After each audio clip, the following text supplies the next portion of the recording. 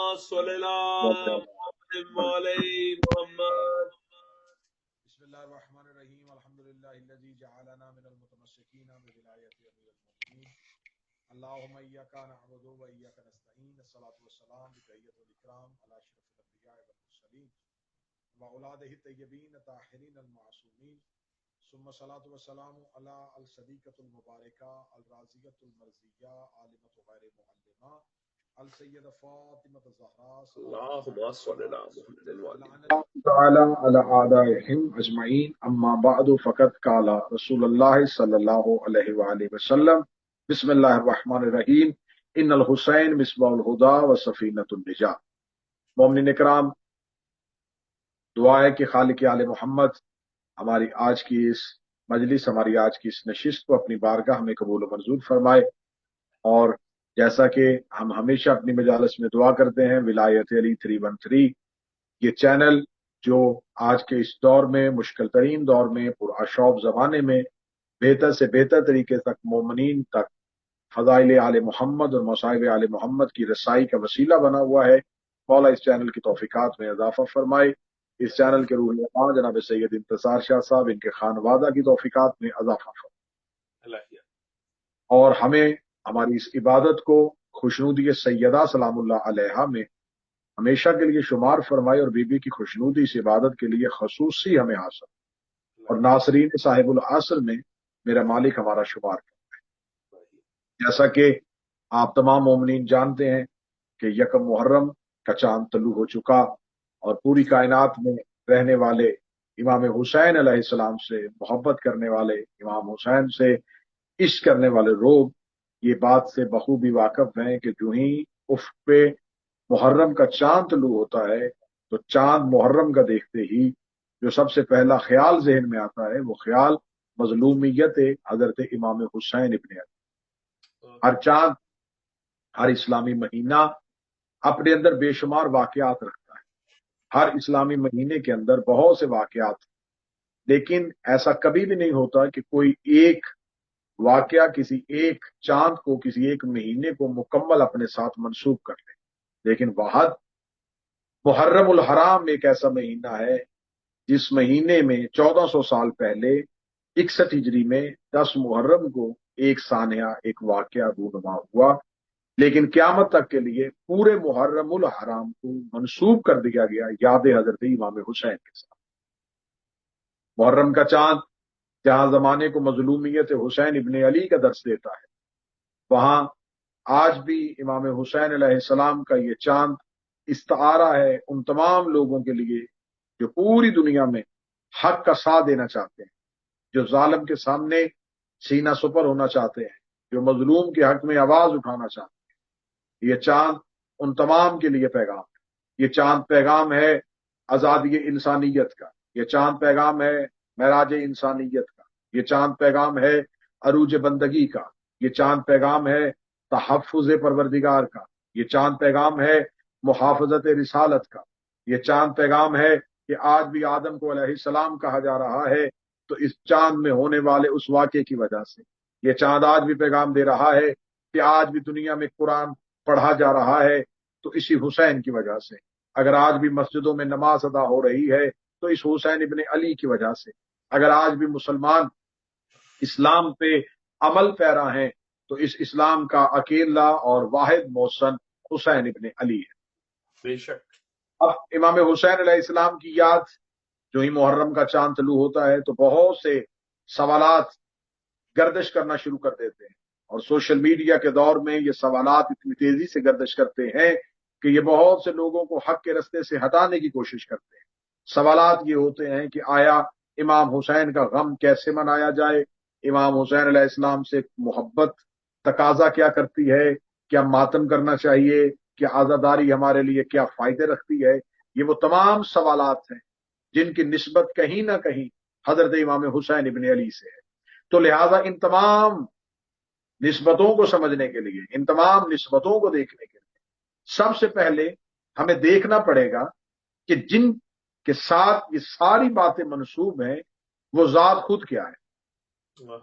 سب سے پہلے دیکھنا پڑے گا کہ عزاداری ہے حسین ابن علی کی، ماتم ہے حسین ابن علی کا، مجالس ہیں حسین ابن علی، جلوس ہیں حسین ابن علی کی، تذکرہ ہے حسین ابن علی کا، مجلس ہے حسین ابن علی کی، نوحہ ہے، مرثیہ ہے، یہ تمام کی تمام جتنی چیزیں ہیں یہ مربوط ہیں حضرت امام حسین ابن علی سے۔ تو پہلے دیکھنا پڑے گا کہ آخر جس ذات کے ساتھ یہ ساری چیزیں منسوب ہیں وہ ذات اپنی ذات میں ہے کیا، اس ذات کی آگہی کیا ہے، اس ذات کی معرفت کیا ہے۔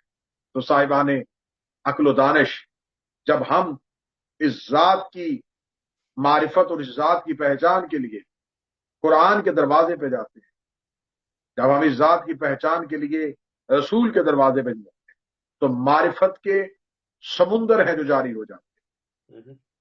خداوند متعال نے جب حضرت آدم کو زمین پہ خلافت کے لیے منتخب کیا تو یہ خلیفت اللہ تھا۔ حضرت آدم پہلا جانشین تھا جسے زمین پہ اتارا گیا۔ اس کے بعد خدا نے حضرت آدم کے بعد ایک لامحدود سلسلہ شروع کیا، ایک ایسا سلسلہ شروع کیا انسانیت کی ہدایت کے لیے کہ ایک کے بعد ایک نبی آیا، ایک کے بعد ایک نبی آیا، اور ہر نبی کو دوسرے نبی سے برتری دی، ہر نبی کو دوسرے نبی سے فضیلت دی، ہر نبی کے حدود کو بڑھایا، ہر نبی کے اختیارات کو بڑھایا، رسول بھیجے گئے، مرسل بھیجے گئے، کتابیں اتاری گئیں، صحیفے بھیجے گئے، عذاب نازل کیے گئے، خوشخبریاں سنائی گئیں، آسمان سے کھانے اتارے گئے، زمین کو پھاڑا گیا، آسمان سے ہر طرح کی نعمتیں اور برکات، صرف خدائی منوائی جائے، اللہ منوایا جائے، اللہ کے احکامات منوائے جائے، حتیٰ کہ رسالت مآب پہ آ کے دین مکمل ہوا، آخری نبی زمین پہ اتار دیا، ولایت امیر المومنین کا اعلان ہو گیا۔ لیکن ابھی تک خدا نے غدیر میں دین کے مکمل ہونے کی سند دی تھی، محفوظ ہونے کی سند نہیں دی۔ یہ بتایا تھا کہ دین مکمل ہو گیا، لیکن یہ نہیں بتایا تھا کہ دین محفوظ ہو گیا۔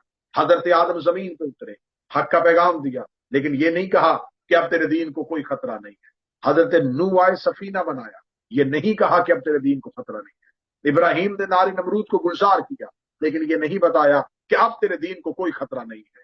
ہر ایک نبی آ کے پیغام دیتا رہا، لیکن یہ نہیں کہہ کے گیا اب تیرے دین کو کوئی خطرہ نہیں ہے۔ حتیٰ کہ رسالت مآب آئے، رسالت مآب نے ہجرت کی، بدر، احد، خیبر، خندق، یہ تمام مارکے ہوئے، رسول نے کہا جہاں تک ہو سکے تیرا دین بچانے کی کوشش کروں گا، لیکن دین کے محفوظ ہونے کی سند نہیں دی۔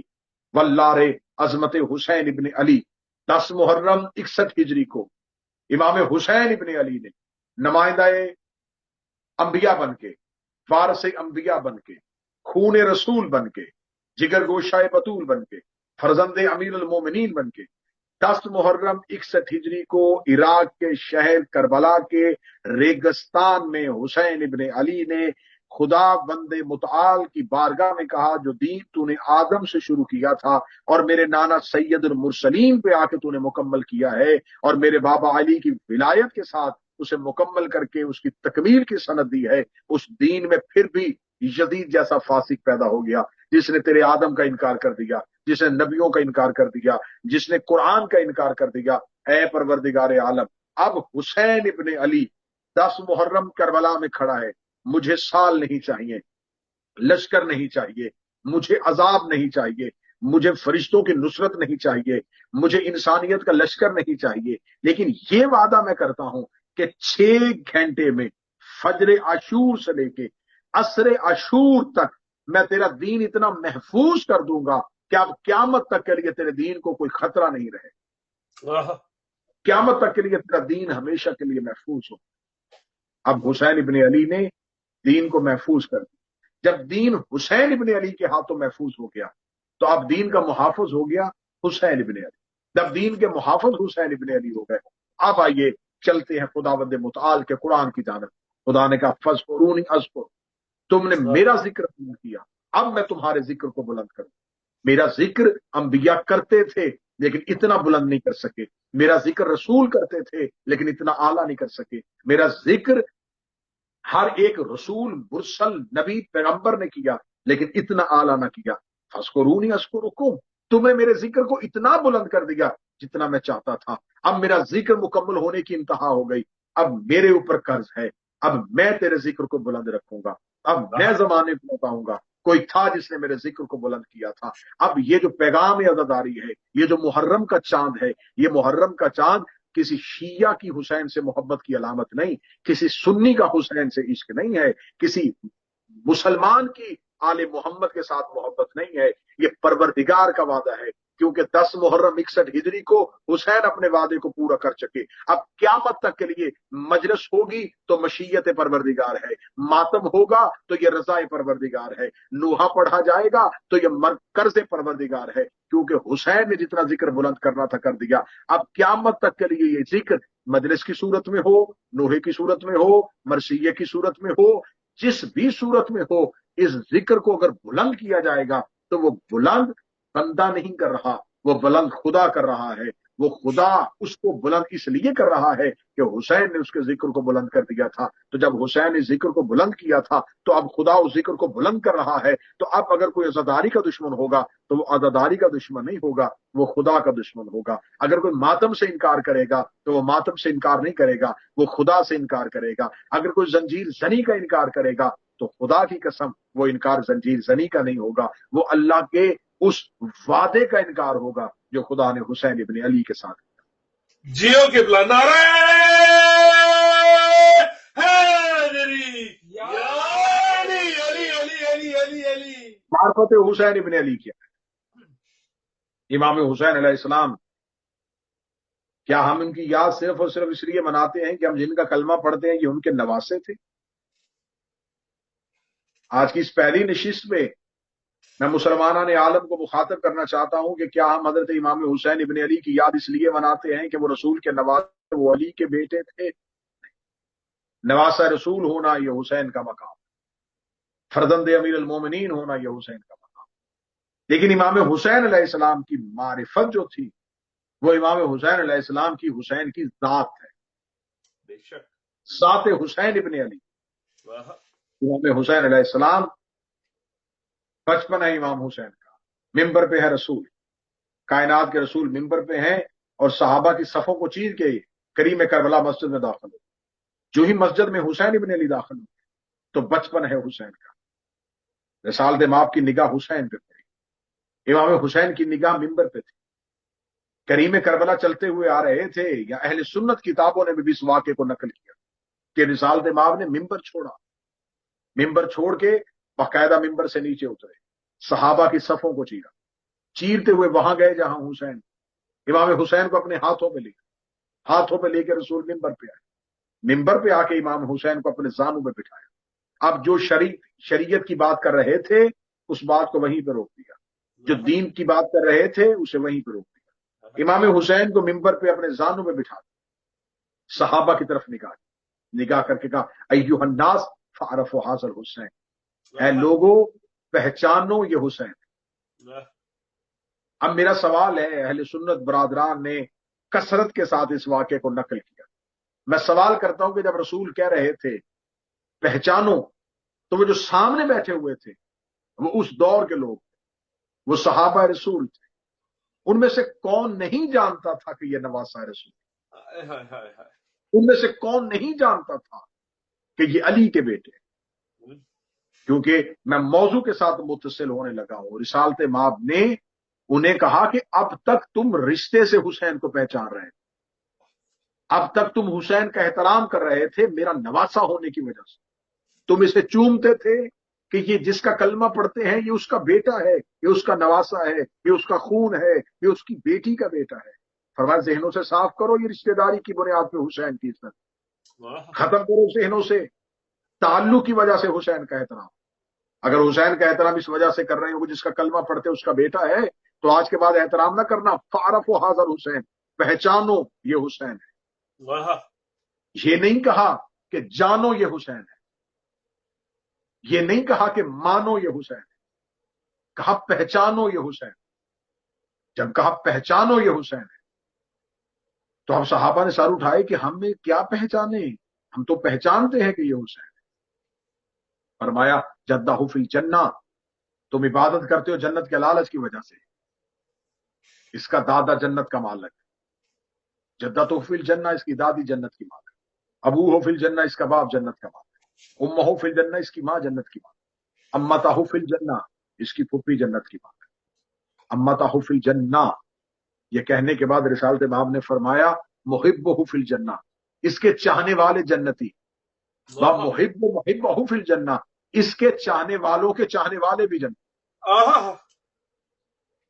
صرف تم جنت کے لالچ میں عبادت کر رہے ہو تو حسین صرف جنت عبادت کر رہے ہو نا، نمازیں پڑھ رہے ہو، روزے رکھ رہے ہو، سب کچھ کر رہے ہو کہ جنت ملے، تو تم رسول کے پیچھے جنت کے لالچ میں عبادت کر رہے ہو، تو میں تمہیں کہہ رہا ہوں جس نے حسین سے محبت کی وہ جنت، اور صرف محبت نہیں کی، جس نے حسین کے محب سے محبت کی وہ بھی جنت۔ کیا بات، کیا بات۔ اب اس چھوٹے سے واقعے سے ایک نتیجہ نکلا کہ وہ لالچ انسانیت کا جو عبادت کی صورت میں جنت کے لیے موجود تھا، رسالت امام نے صحابہ کے ذہنوں سے وہ سارا جنت کا لالچ نکال کے اسے حسین کی محبت میں بند کر دیا۔ بے شک۔ اب شرط جنت کثرت عبادت نہیں، محبت حسین۔ سبحان اللہ۔ کثرت جنت، جنت کی خواہش، کثرت روزہ نہیں، روزے بہت زیادہ ہوں نہیں، کثرت عبادت شرط جنت نہیں، اطاعت حسین شرط جنت، بے شک۔ محبت حسین شرط جنت۔ میں نے دعویٰ کیا ہے تو میں نہیں سمجھتا کہ میں اس موضوع میں صرف دعویٰ کروں اور اس کی دلیل نہ دوں، میں اس کی دلیل دیتا ہوں۔ اگر آپ یہ کہیں کہ محبت حسین شرط جنت تو ہے ہی نہیں، یہ تو صرف ایک شیعہ خطیب اور ایک شیعہ ذاکر کی بات تھی، ہم اس کو کیسے مانیں کہ محبت حسین جو ہے وہ شرط جنت ہے؟ تو میں دلیل بہت وزنی دینے لگا ہوں۔ حر کے پاس نماز تھی، محبت حسین نہیں تھی۔ حر کے پاس روزہ تھا، محبت حسین نہیں تھی۔ جب حر ساری عبادات کر رہا تھا تو ان ساری عبادات میں صرف محبت حسین نہیں تھی۔ تو حر نے جتنی نمازیں، جتنی عبادات محبت حسین کے بغیر کی وہ قبول نہیں۔ لیکن جو ہی شب عاشور اس نے ذہن میں خیال آیا کہ میں جس دین کو اتنی دیر کا اپنے اوپر طاری کر کے بیٹھا ہوں، اگر میں نے اس میں سے یہ محبت حسین نکال دی تو پیچھے مجھے کچھ نہیں ملے۔ اب وہ گیا محبت حسین کی خاطر۔ یہ جو ایک رات کے لیے کربلا روک دی گئی تھی، اس ایک رات کے کربلا میں روکنے کے لیے حسین نے قیامت تک کے لیے پیغام دے دیا تھا کہ حسین ابن علی نے نمازوں کی آوازوں میں، کیونکہ پوری رات نمازوں کی آوازیں اس لشکر میں بھی سی آ رہی تھی، اس لشکر سے بھی تلاوت قرآن کی آواز آ رہی تھی، امام حسین نے ان میں سے ایک کو نکالا اور نکال کے اسے اپنا بنا کے اس کے لہو سے کربلا کی ریت پہ لکھ دیا کہ اگر اسلام جیسے اعلیٰ مذہب سے صرف حسین نکال دیا جائے تو پیچھے سوائے یزیدیت کے رہتا ہی کچھ نہیں۔ دشمنان اہل بیت پر لعنت بے شمار، یزید پر لعنت بے شمار۔ لبیک یا حسین، لبیک یا حسین، لبیک یا حسین، اللہم صلی اللہ محمد وعلی محمد۔ اس کا مطلب ہے کہ دین صرف اور صرف عبادات کی کثرت کا نام نہیں، محبت حسین کا۔ اب نے پہلا زینہ مکمل کیا کہ دین کیا ہے؟ محبت حسین۔ اگر محبت حسین کے ساتھ عبادت ہے تو وہ نماز کی معراج ہے۔ اگر کسی نمازی کے دل میں حسین کی محبت ہے اور پھر وہ نمازی ہے تو پھر وہ نماز مومن کی معراج ہے۔ جیو قبلہ، جیو۔ اگر کوئی روزہ دار ہے اور اس کے پاس محبت حسین ہے پھر وہ روزہ ہے جو اس کے لیے اجر ہے۔ اگر کوئی حاجی ہے اور اس کے دل میں محبت حسین ہے پھر وہ حج کرے گا تو اب یہ حج جو ہے وہ قبول، اس وجہ سے کہ محبت حسین ضرورت دین نہیں، شرط دین۔ کیا بات ہے، جیو قبلہ، کیا بات، بہت محبت حسین شرط ہے تمام عبادات کو مکمل کرنے کے لیے۔ جیسے جب تک آپ کا وضو نہیں ہوگا آپ کی نماز نہیں، وضو شرط ہے نماز کے لیے۔ نماز مکمل ہوئی، اب آپ کا وضو نہیں بھی ہے تو آپ اپنے تمام افعال بجا لائیں، کیونکہ وضو صرف اور صرف آپ نے بجا لانا تھا نماز کے، شرط مشروط کے ساتھ جڑی تھی لیکن محدود وقت کے لیے، ایک معین وقت کے لیے. ذرا اس بات کو ڈیٹیل میں سمجھیے گا تاکہ ہمارا موضوع پورے عشرہ کا اس کی زمین تیار ہو سکے. وضو شرط تھا اس کی، نماز کی، لیکن تب تک شرط تھا جب تک وہ عمل ہو رہا تھا. بھوک شرط ہے، پیاسے رہنا شرط ہے روزے کی، لیکن کب تک؟ جب تک افطار کا وقت نہ ہو جائے. ایک محدود وقت ہے اس کے لیے شرط. پیسہ ہونا شرط ہے کہ اب یہ حج کے لیے جائے گا. اب جب حج میں گیا احرام شرط، سر منڈوانا شرط، کنکر مارنا شرط، صفا و مروہ پہ دوڑنا شرط، عرفات میں رکنا شرط، مزدلفہ میں جانا شرط. لیکن یہ تمام شرائط کب تھی؟ جب تک حج تھا. اب آپ حج سے نکلے، اب آپ ان میں سے کوئی شرط لاگو نہیں. مصلی سے اترے، وضو والی شرط لاگو نہیں. افطار کا ٹائم ختم ہو گیا، روزے کی شرط لاگو نہیں. آپ نے مال پاک کر لیا، زکوٰۃ کی شرط لاگو نہیں. اس کا مطلب ہے یہ تمام شرطیں ہیں دین کے لیے، عبادات کے لیے، لیکن محدود وقت کے لیے. اب آج کے بعد امام حسین کو ان چھوٹی عبادتوں کے ساتھ کبھی موازنہ نہ کرنا. وضو شرط ہے نماز کا، بھوکا رہنا شرط ہے روزے کی، اور یہ محدود اور معین شرطیں ہیں. محبت حسین شرط ہے آپ کے شعور سے لے کے آپ کی آخری سانس تک. آپ نے دنیا میں آ کے آنکھ کھولی، ادھر شعور روشن ہوا، محبت حسین آپ پر واجب ہو گئی. اب آپ نے سانس بھی لینا ہے تو شرط ہے کہ حسین کی محبت ہو. آپ نے اٹھنا ہے، شرط ہے کہ حسین کی محبت ہو. آپ نے کھانا ہے، شرط ہے کہ حسین کی محبت ہو. آپ نے نماز پڑھنی ہے، شرط ہے کہ حسین کی محبت ہو. لہذا یہ تمام عبادتوں کی شرطیں محدود ہیں، محبت حسین لامحدود ہے. اس لیے رسول نے فرمایا تھا کہ اگر تم نے اپنے وقت کے امام کو نہیں پہچانا، ماتا میتتن جاہلیہ، اور پھر تم مر گئے، تو نہ سمجھنا کہ تم مسلمان مرے ہو، بلکہ سمجھنا تم جاہل مر چکے. کیا بات ہے کہ نعرہ حیدری یا علی علی علی علی علی. جیو قبلہ جیو. کیا بات کیا بات. بہت سے لوگ کہتے ہیں جی ہم امام حسین سے محبت کرتے ہیں. دیکھیں محبت کیوں ہے؟ محبت شرط ہے. آپ نے احسان نہیں کیا حسین پہ. کیوں؟ جہاں سے بات شروع کی تھی میں وہیں پہ بات کو دوبارہ پھر لے کے آنے لگا ہوں کہ کسی نبی نے دین کے محفوظ ہونے کی سند نہیں دی تھی. حسین ابن علی نے محفوظ کر کے دے دیا اسے. فرمایا اب یہ محفوظ ہے، اب اسے کوئی خطرہ نہیں. جب امام حسین نے دین محفوظ کر دیا تو اب خدا نے کہا کہ اب میں تیرے ذکر کو بلند رکھوں گا. تو اب محبت حسین زندہ رکھنا یہ وعدہ پروردگار ہے. تو اب جب محرم کا چاند طلوع ہوگا تو اب جو حسین سے محبت کا اظہار کرے گا وہ اللہ کے وعدے کا اظہار کرے گا. بے شک. اب محبت حسین ہم پر واجب ہو چکی ہے. اب کوئی عمل محبت حسین کے بغیر ہو ہی نہیں سکتا. اور اس کو میں اور زیادہ آسان لفظوں میں اگر کروں تو محبت حسین اصل میں اسلام سے محبت. بے شک. حسین سے محبت اصل میں دین سے محبت. یہی وجہ ہے کہ اجمیر شریف میں سوئے ہوئے فقیر نے کہا تھا دین است حسین، دین پناہ است حسین. دین بھی حسین ہے اور دین کی پناہ بھی حسین ہے. حقہ کی بنا لا الہ است حسین.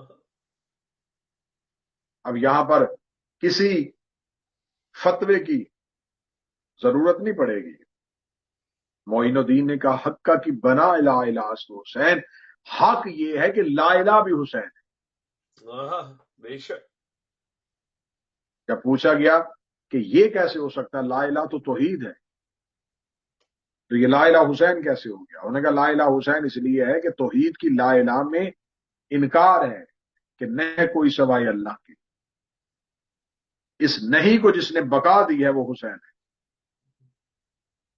آج کتنے خدا اور ہو جاتے، آج کتنے توحید کے دعوے دار اور ہو جاتے، لیکن اگر اب قیامت تک کے لیے کوئی توحید کا دعوے دار، کوئی اللہ ہونے کا دعویٰ اس لیے نہیں کر سکتا کہ اگر کوئی اللہ ہونے کا دعویٰ کرے گا تو حسین جیسا مسجود کہاں سے لے کے آئے گا؟ کیا بات! کون ہے جو یہ دعویٰ کرے کہ میرے پاس کوئی ایسا حسین ہے جو مجھے سجدہ کرتا؟ دین محفوظ ہو گیا، محبت حسین شرط دین ہو گئی۔ اب یہ دین کی شرائط میں سے عزاداری رسم نہیں، عزاداری رواج نہیں، عزاداری امام حسین علیہ السلام کا غم منانا، یہ نہ سمجھیں کہ یہ رسم ہے، یہ رواج ہے جو ہر سال جیسے تہوار منائے جاتے ہیں ویسے تہوار ہے، جیسے ایونٹ کو بار بار ریپیٹ کیا جاتا ہے ویسا ایک ایونٹ ہے، نہیں، عزاداری کو سمجھیں۔ اگر آپ نے عزاداری کی روح کو سمجھنا ہے تو عزاداری سے ایک مہینہ پہلے خدا نے ذی الحج کا مہینہ رکھا، اس مہینے میں بھی پہلے 10 دن ہیں اور اس مہینے میں بھی پہلے 10 دن ہیں۔ وہ اسلامی سال کا آخری مہینہ ہے، یہ اسلامی سال کا پہلا مہینہ ہے، اسے ذی الحج کہا جاتا ہے، اسے محرم کہا جاتا ہے۔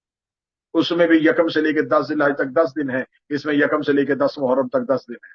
اس میں بھی ایک نبی کے بیٹے کے دن ہے، اس میں بھی ایک نبی کے بیٹے کے دن ہے۔ اس میں بھی ایک کہانی ہے، اس میں بھی ایک کہانی ہے۔ اس میں بھی ایک عشق ہے، اس میں بھی ایک عشق ہے، لیکن دونوں میں فرق ہے، وہ خواب ہے، یہ تعبیر ہے۔ کیا بات ہے قبلہ!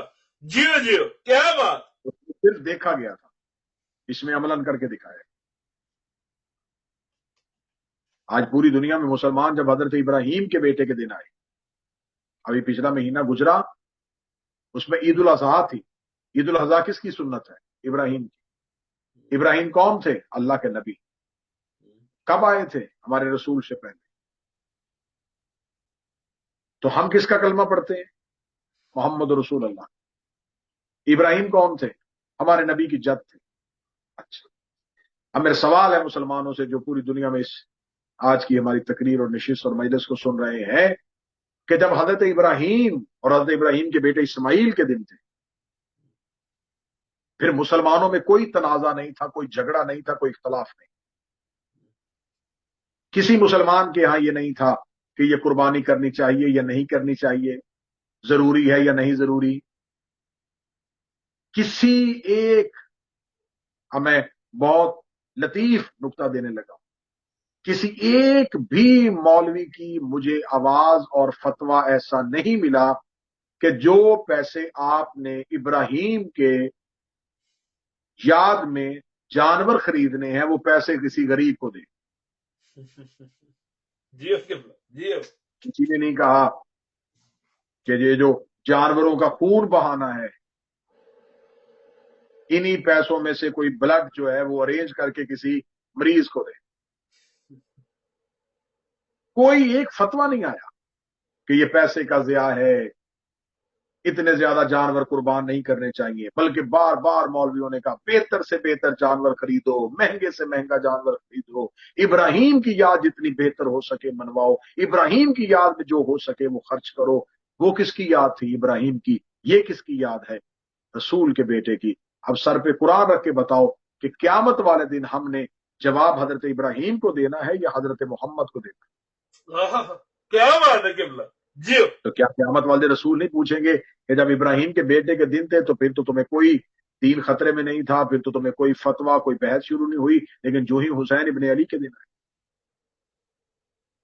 تو جہاں تک میں نے اس کا ریسرچ کی، جہاں تک میری تحقیق پہنچی، ابراہیم سے محبت کا اظہار سب کرتے ہیں اور ابراہیم کے مخالف نمرود سے نفرت سارے کرتے ہیں، موسیٰ سے پیار کرتے ہیں، فرعون پہ لعنت کرتے ہیں، آدم کا تذکرہ کرتے ہیں، ابلیس پہ لعنت کرتے ہیں۔ یہاں حسین ابن علی سے محبت کا دعویٰ تو کر سکتے ہیں، لیکن یزید پہ لعنت کرنا مشکل تھا۔ یزید پہ لعنت بے شمار، ضرور بے شمار۔ اگر یزید پہ لعنت کریں گے تو صرف ایک یزید نہیں ہوگا، پھر ایک مکمل نظام کو للکارا جائے گا جو حسین ابن علی کے خلاف۔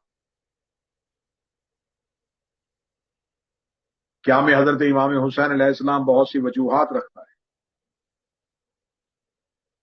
لہذا خدا نے ذی الحج کے مہینے کے ساتھ جوڑ کے محرم کا مہینہ رکھ دیا تاکہ مسلمانوں کے ذہنوں میں قربانی کا فلسفہ بھی رہے اور عشق کا معیار بھی رہے۔ میں اکثر اپنی مجالس میں کہا کرتا ہوں کہ جو اعتراضات مسلمان محرم میں کرتے ہیں ان تمام کے جواب اللہ ذی الحج کے مہینے میں دیتے ہیں۔ محرم کے مہینے میں اعتراض کیا جاتا ہے کہ ہم ہاتھ میں بنایا ہوا لکڑی کا تازیہ کیوں چومیں، کپڑے کا علم کیوں چومیں؟ جو لکڑی کا تازیہ اور کپڑے کا علم نہیں چومتے وہ حج کرنے کے لیے جاتے ہیں اور حجر اسود کو چوم کے آتے ہیں۔ جو یہ کہتے ہیں کہ عورتیں اور مرد اکٹھے مجلسوں میں کیسے جاتے ہیں، وہ ذی الحج کے مہینے میں عورتیں اور مرد اکٹھے طواف کرتے ہوئے دیکھتے ہیں۔ سبحان اللہ۔ جو کہتے ہیں کہ یزید پہ لعنت نہیں کرنی چاہیے، وہ شیطان کو کنکریاں مار گیا۔ بے شک۔ جو یہ کہتے ہیں کہ حضرت امام حسین کو ماتم کا کچھ نہیں ہے، قرآن پڑھ کے بخشنا چاہیے، وہ صفا اور مروہ میں دوڑ کے آتے ہیں۔ وہ حجاج کرام سے پوچھیں کہ جب آپ صفا و مروہ پہ دوڑتے ہیں تو اس دوڑنے کی کیا فضیلت ہے؟ کیا اس دوڑنے سے کوئی فائدہ ابراہیم، اسماعیل، ہاجرہ کو ملتا ہے؟ وہ کہتے ہیں اس لیے وہاں دوڑا جاتا ہے کہ اگر ہم یہاں نہیں دوڑیں گے تو یہ واقعہ جو بہت 100 سال پہلے ہوا تھا یہ چھپ جائے گا۔ لہذا خدا یہ چاہتا ہے کہ ہر سال یہاں پر دوڑا جائے تاکہ ہاجرہ کی سنت زندہ رہے، ہاجرہ کی یاد زندہ رہے۔ تو جو خدا ہاجرہ کی یاد زندہ کرانے کے لیے ہر سال مسلمانوں کو صفا و مروہ پہ دوڑاتا ہے، وہی خدا چاہتا ہے کہ یکم سے لے کے 10 محرم تک گلیوں میں یا حسین کی صدا آئے تاکہ عشق حسین چھپنے نہ پائے۔ لبیک یا حسین، لبیک یا حسین، لبیک یا حسین، دشمنان اہل بیت پر لعنت بے شمار، ضربے بے شمار۔ لہذا وہی خدا چاہتا ہے کہ محبت حسین اور عشق حسین چھپے نہ۔ تو میری مسلمانان عالم سے یہ گزارش ہے، محرم کا چاند ہے، انشاءاللہ ہر روز آپ کے سامنے محبت حسین، معرفت حسین، اختیارات حسین، عزاداری کی فضیلت، عزاداری کی برکتیں، عزاداری کا تقاضا اور صاحب العصر کے دور میں آج کی عزاداری کی ذمہ داریاں، ان تمام مختلف قسم کے موضوعات کو لے کے روزانہ انشاءاللہ ٹھیک 6 بجے عراق ٹائم کے مطابق، پاکستانی ٹائم کے مطابق 7 بجے آپ کے سامنے انشاءاللہ حاضر ہوا جائے گا، اور یہ مجالس پوری دنیا میں ولایت علی 313 کے وسیلے سے آپ تک پہنچیں گی۔ اگر ان تمام مجالس کے موضوعات کے متعلقہ آپ کے پاس کوئی سوال ہو تو ان سوالات کو اسی چینل کے ایڈمن حضرات جو ہیں ان تک پہنچائیں، تو ہم کوشش کریں گے کہ اپنی محرم کی مجالس میں ان تمام سوالات کے جوابات آپ تک پہنچائے جا سکیں۔ جو عزاداری پہ سوالات اٹھتے ہیں، جو امام حسین علیہ السلام کے اختیارات میں سوالات اٹھتے ہیں، ہم ان کے بہتر سے بہتر اور آسن سے آسن انداز میں اور مفصل انداز میں آپ کے سامنے اپنی کم علمی کے اعتراف اور جناب سیدہ سے مانگی خیرات پہ اعتماد کرتے ہوئے جواب پہنچا سکیں۔ یہ تمیدی مجلس تھی کیونکہ یہ چاند رات کی مجلس ہے۔ محرم کا چاند جب افق پہ طلوع ہوتا ہے، اور میں اس وقت خوش قسمتی اور سعادت کے عروج پہ ہوں کہ میں سرزمین کربلا سے آپ سے مخاطب ہوں، اور یہاں بھی محرم کا چاند آج طلوع ہوگا۔ مدینے کے لوگ کہتے ہیں کہ ہم محرم کا چاند آسمان پہ نہیں دیکھتے تھے، امام جعفر صادق کے گھر سے رونے کی اتنی صدائیں آتی تھی، ہمیں پتہ چل جاتا تھا کہ محرم کا چاند۔ محرم کا چاند 61 ہجری کو بہن اور بھائی نے سفر میں دیکھا، اس کے بعد جب بھی جس مہینے کا چاند آیا بھائی نے نیزے پہ دیکھا، بہن نے بغیر چادر کے دیکھا۔ محرم کا چاند اپنے گھروں میں، اپنے وطن میں سکون سے دیکھنے والوں سے میری گزارش ہے، اس چاند کو دیکھتے ہوئے دیکھنا کہ جب یہ چاند مدینہ میں فاطمہ صغرا نے دیکھا، اس چاند کو مسلم کی بیٹیوں نے دیکھا، اس چاند کو علی کی بیٹیوں نے دیکھا۔ رستے میں تھا حسین ابن علی کا قافلہ، جب محرم کا چاند طلوع ہوا محرم کے چاند کا طلوع ہونا تھا. امام حسین نے اپنے مرتجز کو روکا. مرتجز کو روک کے حسین ابن علی نے اپنے قافلے کو چھوڑا. چند قدم کے فاصلے پہ جا کے حسین کا مرتجز رکا. سرکار باب الحوائج ابو الفضل العباس کریم کربلا کے گھوڑے کے پیچھے آئے. سواری کے پیچھے حسین ابن علی کے عباس کا آنا تھا. یا عباس کے کانوں میں امام حسین کی آہستہ سے آواز آئی, انا للہ و انا الیہ راجعون. اس آیت کا سننا تھا, بدن کانپ گیا جلالت الہیہ کا دیکھ کے. کہتے ہیں فرزند رسول, یہ آیت تو موت کی صورت میں پڑھی جاتی ہے. امام حسین نے روتی ہوئی آنکھوں سے چاند کی طرف دیکھ کے کہا, عباس اس چاند کو دیکھیے. جب کہا عباس اس چاند کو دیکھیے, عباس دیکھے کہا تھا حرمت والے مہینے کا چاند ہے, محرم کا چاند ہے. یہ وہ مہینہ ہے جس میں اسلام نے کہا ہے کہ جنگ بند کرتی جائے. یہ وہ مہینہ ہے جس کی حرمت کا خدا نے حکم دیا ہے. یہ وہ مہینہ ہے جس کے لیے آپ کا نانا کہہ کے گیا تھا, اس مہینے میں دشمن کی دشمنی بھلا دیا کرو. حسین ابن علی رو کے کہتے عباس یہی تو غربت ہے. جس مہینے کی حرمت کے لیے خدا نے حکم دیا تھا, اس مہینے کو مسلمانوں نے حسین کی شہادت کے لیے چن لیا. اتنا سننا تھا. ابھی عباس ابن علی کی آنکھوں میں آنسو تھے, یا پیچھے سے غلام آیا, آواز آئی عباس مولا آپ کو شہزادی بلا رہی ہے. مولا عباس کا گھوڑا محمل سیدہ کے قریب گیا. جناب سیدہ فاتح شام شہزادی کی آواز آتی ہے, عباس حسین کہاں ہے؟ فرمایا شہزادی حسین یہی ہے. کہتے جلدی سے جائیے اور حسین کو کہیے کہ جلدی سے میرے محمل کے قریب آئیں, میرا دل گھبرا رہا ہے. فرمایا آقا زادی دل گھبرا رہا ہے تو نوکر حاضر ہے. رو کے کہتی جب سے یہ چاند طلوع ہوا ہے مجھے اپنی سواری کے ساتھ میری ماں کے رونے کی آواز آ رہی ہے, جو چیخ مار مار کے کہہ رہی ہے زینب سفر مکمل ہو چکا. زینب جو مدینے سے آس لے کے چلی تھی وہ ٹوٹنے والی. غربت کی حالت میں دیکھا حسین ابن علی نے یہ محرم کا چاند, یہ محرم کا چاند حسین کی غربت کا پیغام لے کے طلوع ہو چکا. ایک رات کا سفر اور 2 محرم کا کربلا کا ورود ہے حسین ابن علی. مشکل ہوتا ہے شریفوں کے لیے وطن چھوڑنا, اور پھر وہ وطن جہاں پر ماں کی قبر ہو, جہاں پر نانا کی قبر ہو. لوگ کہتے ہیں کہ حسین ابن علی جب مدینہ چھوڑ کے آئے تو حسین ابن علی نے اگر چاہتے تو مدینہ میں بہت سے لوگ ساتھ جا سکتے تھے. روایات کہتی ہیں سفر باندھنے کے بعد سامان حسین ابن علی ایک ایک دروازے پہ گئے اور دروازے پہ دستک دے کے کہا میں محمد کا بیٹا وطن چھوڑ کے جا رہا ہوں, میں رسول کا بیٹا وطن چھوڑ کے جا رہا ہوں. دروازے بند ہوتے رہے, حسین ابن علی مدینہ کی گلیوں سے گزرتے رہے. دروازے بند ہوتے رہے, حسین ابن علی مدینہ کی گلیوں سے گزرتے رہے. آخر جب کسی مسلمان کا دروازہ نہیں کھلا, روتے ہوئے عباس کے گلے میں باہیں ڈال کے حسین کی آواز آئی عباس ایک اعلان مدینے کی گلیوں میں اور کر دے کہ حسین اکیلا نہیں جا رہا, علی کی بیٹیاں بھی ساتھ جا رہی ہیں, رسول زادیاں بھی ساتھ جا رہی ہیں. شاید کوئی رسول زادیوں کا حیا کرتا ہوا پوچھے جن کا قدم کبھی دن کی روشنی میں گھر سے باہر نہیں آیا, وہ وطن چھوڑ کے کیوں جا رہی ہیں؟ جب کسی مسلمان کا دروازہ نہیں کھلا, جب کسی صحابی کا دروازہ نہیں کھلا. پھر روتے ہوئے حسین ابن علی وہاں آئے جہاں قبر رسول تھی. روضہ رسول پہ آ کے کھڑے ہوئے, قبر مصطفیٰ پہ بیٹھ گئے. فرزند مصطفیٰ اپنے سر سے امامہ اتارا, قبر رسول پہ ایسے بیٹھے جیسے لائق شاگرد استاد کے سامنے بیٹھتا ہے. قبر رسول پہ بیٹھ کے امام حسین کی پہلی آواز آئی. حسین رو کے کہتے نانا تیرا حسین وطن چھوڑ کے جا رہا ہے, نانا تیرا حسین مدینہ چھوڑ رہا ہے. قبر رسول سے آواز آئی حسین کہاں جاؤ گے؟ آواز دے کے حسین کہتے نانا اب تیرا مدینہ میرے رہنے کے قابل نہیں رہا.